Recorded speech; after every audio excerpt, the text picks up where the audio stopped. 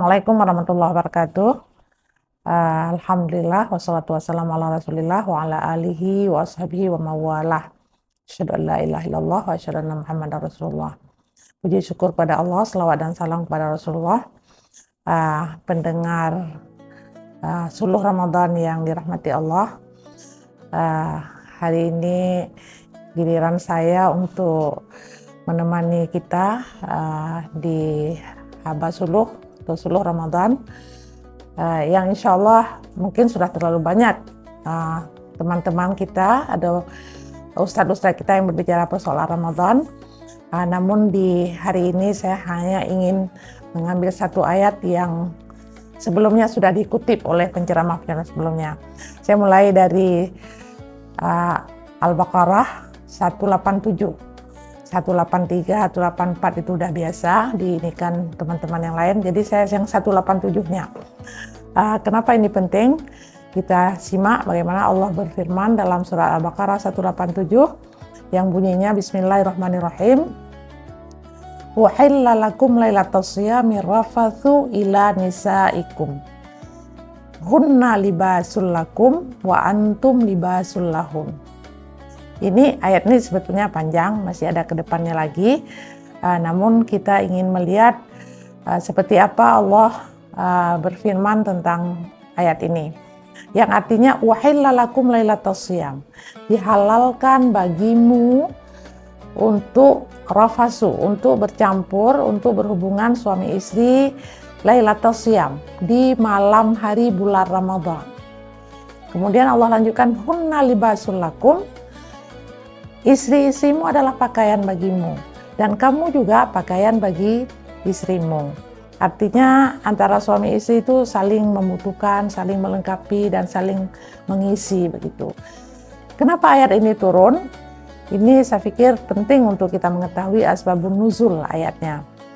Kenapa Allah mengatakan dihalalkan bagimu untuk bercampur dengan istrimu di malam hari bulan Ramadan? Ada apa dengan ayat ini?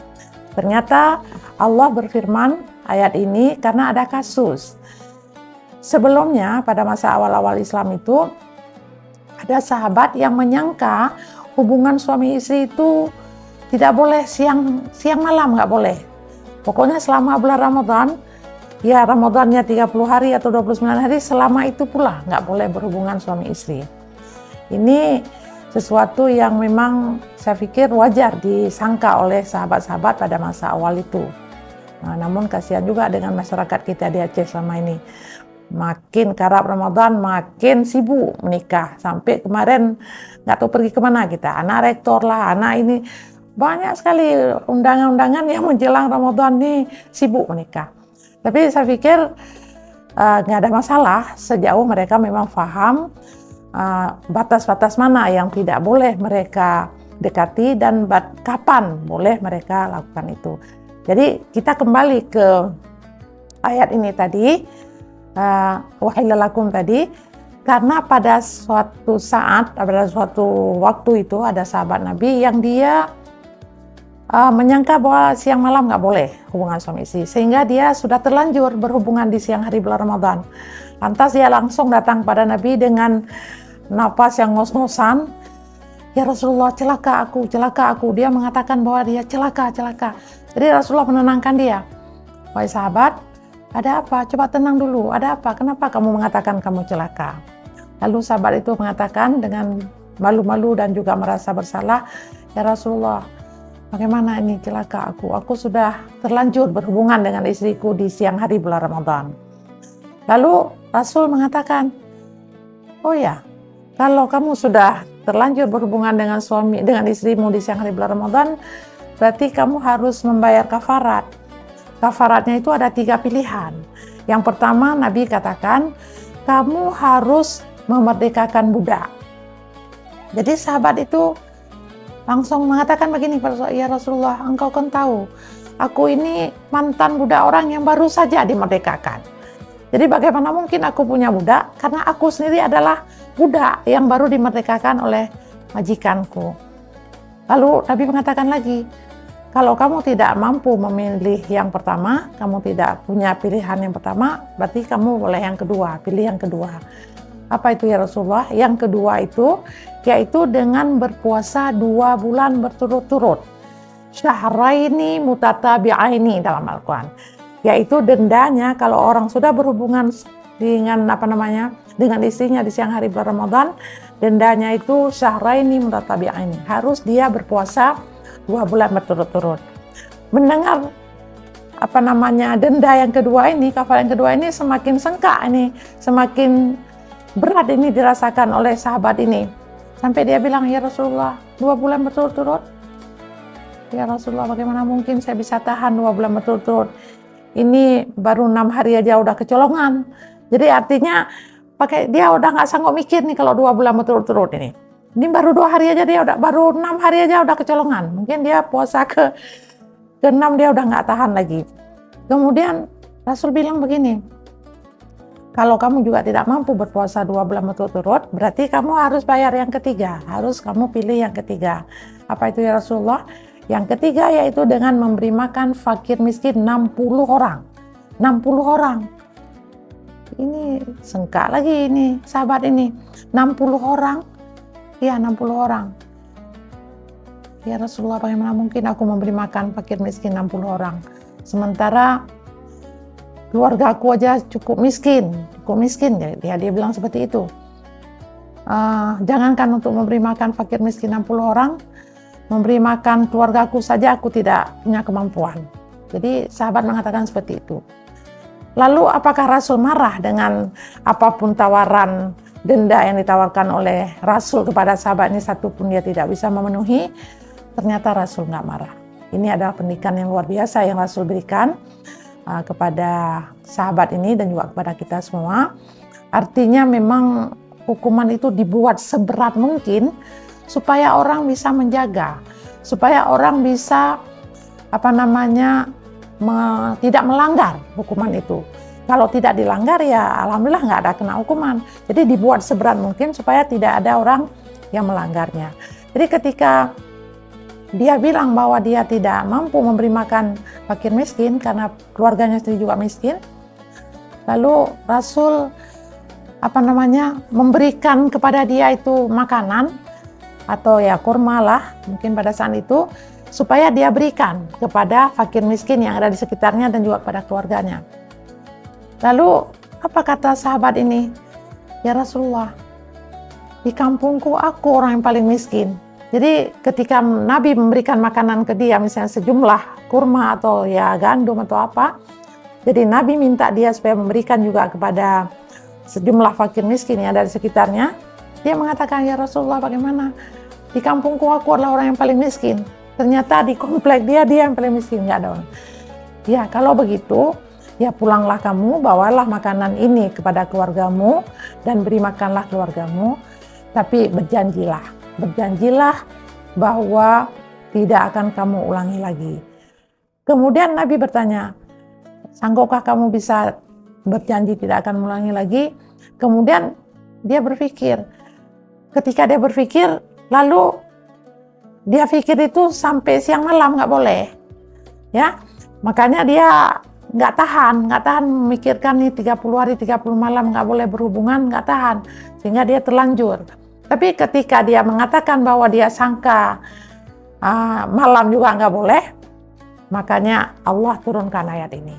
Jadi ayat ini turun karena ada kasus, ada sahabat yang dia terlanjur berhubungan di siang hari bulan Ramadan gara-gara dia menyangka bahwa siang malam nggak boleh berhubungan. Jadi kalau kita baca ayat itu secara keseluruhan, memang Masya Allah, ternyata memang Allah sangat sayang kepada kita sampai Allah bilang, nggak mungkin Allah menyuruh sahabat, menyuruh kita umatnya, menyuruh kita hambanya untuk tidak berhubungan siang hari, untuk tidak berhubungan di bulan Ramadan baik siang maupun malam selama 30 hari atau 29 hari. Nggak mungkin. Allah nggak mungkin mengkhianati, Allah nggak mungkin maksudnya membuat kamu menderita. Jadi itu kita bacalah ayat itu. Panjang memang ayat itu. Saya tidak mau menguraikan secara lebih panjang lagi. Ya, artinya saya ingin mengatakan bahwa sebetulnya dalam Islam itu dibuat hukuman yang berat supaya kita hati-hati agar tidak melanggar. Misalnya pembunuh, disuruh qisas. Itu bukan berarti Islam kejam, tapi untuk supaya jangan terjadi pembunuhan di mana-mana karena hukumannya yang tidak berat. Jadi begitu hukuman berat, orang akan berpikir tidak akan mau melakukan itu. Nah, itu misalnya penzina disuruh rajam. Kalau memang penzina itu yang muhsan, yang dia sudah punya istri yang sah, yang si istri sudah punya perempuan punya suami yang sah tapi masih juga berzina, itu disuruh rajam itu. Suruh rajam itu berat memang. Tapi itu juga supaya orang jangan melakukan itu. Karena kita sudah diberi kesempatan untuk menikah, diberi kesempatan untuk meraih sesuatu yang halal, yang Allah ridha. Kenapa kita harus mencari sesuatu yang Allah larang? Memang kadang-kadang itulah manusia dipengaruhi oleh nafsu. Ini macam-macam kadang-kadang. Yang dilarang itu yang paling enak, yang diizinkan itu udah gak enak. Ketika punya istri yang halal, merasa udah gak cocok, gak nyaman segala macam. Padahal istri yang halal itu jauh lebih cantik, lebih baik, lebih santun, lebih sopan. Tapi ketika dia jajan di luar dengan pasangan-pasangan yang tidak jelas, itu sebetulnya banyak menimbulkan kemudaratan. Jadi saya pikir pendengar Suluh Ramadan, apalagi ini bulan Ramadan, mari kita jaga hal-hal yang memang Allah perintahkan kepada kita untuk kita kerjakan, mari kita kerjakan. Karena Allah pada kesempatan Ramadan ini akan memberi pahala yang berlipat ganda kepada kita semua dibanding dengan bulan-bulan yang lain. Kemudian kalau kita mampu menjaga hal yang Allah larang, insya Allah, apalagi saya pikir kalau bulan Ramadan memang kan ada hadis yang katanya setan diikat, ya pintu surga dibuka, pintu neraka dikunci, ditutup. Tapi kok ada setan-setan yang masih lepas ya. Saya pikir karena kita memang ini setan-setan itu memang udah minta izin ya kepada Allah untuk menggoda kita. Makin Ramadan makin kuat pula digoda kita, kan begitu. Jadi artinya mari kita jaga itu, karena memang seperti yang sering dikatakan oleh penceramah-penceramah sebelumnya, bahwa tidak sedikit kita yang berpuasa ini hanya tidak lebih dari hanya sekedar menahan lapar dan dahaga. Tidak lebih dari itu. Karena kita puasa hanya menahan diri dari makan, minum, dan berhubungan atau dengan hal yang membatalkan puasa sejak terbit fajar sampai terbenam matahari. Jadi itu puasa syariat. Secara syariat itu ya. Tapi hakikatnya atau tarikatnya kita nggak berpuasa. Makanya Nabi mengatakan betapa banyak umatku yang dia berpuasa mulai dari terbit fajar sampai terbenam matahari, yang dia itu tidak mendapat apa-apa selain hanya menahan lapar dan dahaga. Jadi saya pikir mari kita pendengar Haba Suluh Ramadan ini tetap untuk menjaga puasa kita, jangan seperti puasa yang tidak lebih dari menahan lapar dahaga. Tapi bagaimana agar pahala-pahala puasa itu tetap kita bisa meraihnya. Yang pertama sekali persoalan menjaga hati ini. Hati ini memang sulit itu, tapi mudah-mudahan dengan puasa mari kita latih diri. Saya pikir saudara-saudara pendengar Haba Suluh Ramadan ini kan sangat-sangat sering dikatakan bahwa memang Ramadan ini bulan di mana tempat kita mengambil hasil sebetulnya, menuai hasil. Sebelumnya Rajab itu bulan di mana tempat kita menanam. Sementara bulan Sya'ban ini adalah bulan di mana tempat kita menyiram. Yang hasilnya nanti di Ramadan. Kalau kita sudah membiasakan diri untuk berbuat baik, membersihkan diri sejak dari bulan Rajab, Sya'ban, dan kapanpun, itu Ramadan nanti insya Allah kita akan terhindar dari hal-hal yang Allah tidak ridha. Makanya kan selalu kita mohon, berdoa, yang doa itu mungkin semua kita bisa menghafalnya. Allahumma barik lana fi Rajab wa Sya'ban wa ballighna Ramadan. Ya, artinya kita mohon semoga Allah memberkahi kepada kita di bulan Rajab dan bulan Sya'ban, Dan semoga Allah menyampaikan usia kita sampai ke Ramadan. Karena belum tentu, meskipun Ramadan tinggal misalnya beberapa hari lagi, belum tentu kita sampai ke Ramadan. Dan alhamdulillah kalau kita udah sampai ke Ramadan yang misalnya udah sedang berlangsung ini, kita doakan mudah-mudahan kita bisa ketemu lagi Ramadan depan. Dan siapa tahu kadang-kadang kita nggak ketemu lagi dengan Ramadan ke depan. Makanya mari kita ciptakan Ramadan di mana kita sedang berada ini dengan Ramadan yang terbaik. Belum tentu Ramadan depan kita bisa ketemu lagi. Pendengar seluruh Ramadan dimanapun berada, mudah-mudahan semua kita tetap menjaga Ramadan kita, baik itu kualitasnya, kuantitasnya, semua yang terbaik. Jangan sampai kuantitasnya kita jaga, kita puasa genap sampai 29-30 hari, sementara kualitasnya tidak kita perhatikan sama sekali. Jadi mari kita tetap sama-sama menjaga agar betul-betul puasa kita berkualitas. Jangan sampai menjadi puasa orang-orang awam, orang-orang yang hanya sekedar menahan lapar dahaga tapi dia tidak tahu apa-apa bagaimana pahala yang Allah berikan kepada kita semua. Mohon maaf atas kekurangan dan terima kasih atas perhatiannya. Hadanallahu iyyakum ajma'in. Wabillahi taufiq wal hidayah. Wassalamualaikum warahmatullahi wabarakatuh.